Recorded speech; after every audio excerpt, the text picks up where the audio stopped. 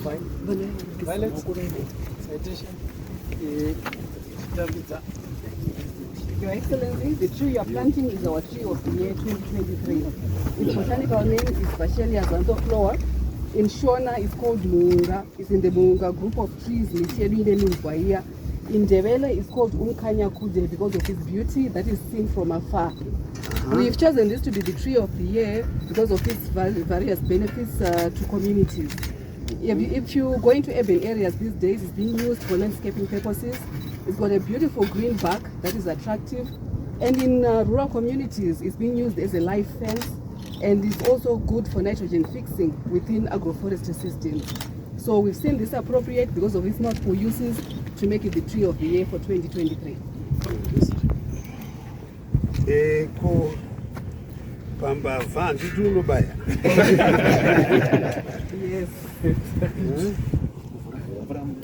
Actually, per live fencing, that's the aspect here.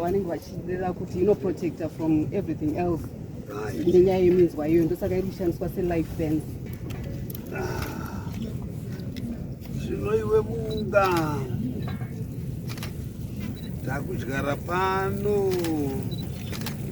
Domborutinhira. Kana domborutinhira iwe neminzwa yako iwobhodhuvhura vanenge vachita musikanzwa. Ehe, upe mvuri wakanaka. Kana mafuruta aya achinge aibhaya unotaura kuti muridzi wemuti uyu andidiri ndiro bhodha reMozambique iri. Saka iwo manje muti uyu ndiwo unonzi kuvheya sezita rangu. Wobva wachengetedza vanenge vachidya unovachipa mumvuri wakanaka. Ndiani achachengeta muti wangu? Ndini president. Uri ku? Ndini kanzela kuno. Ndiwe kanzera? Chibatawo wakabata nepapa. Uone kuti kana muti uyu ukafa iwo waita sei?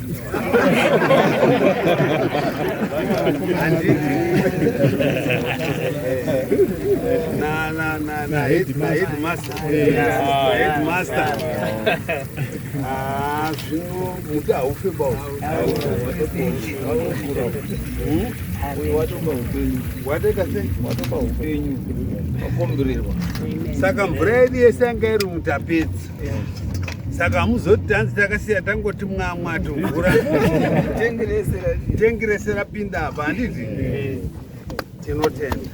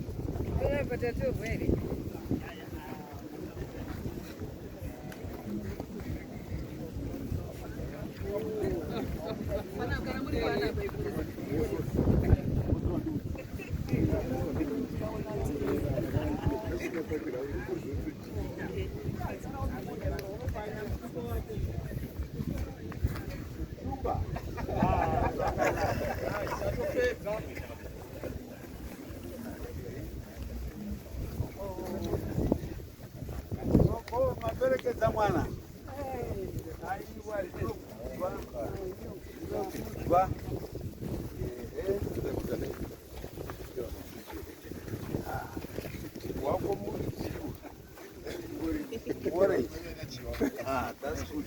That's it.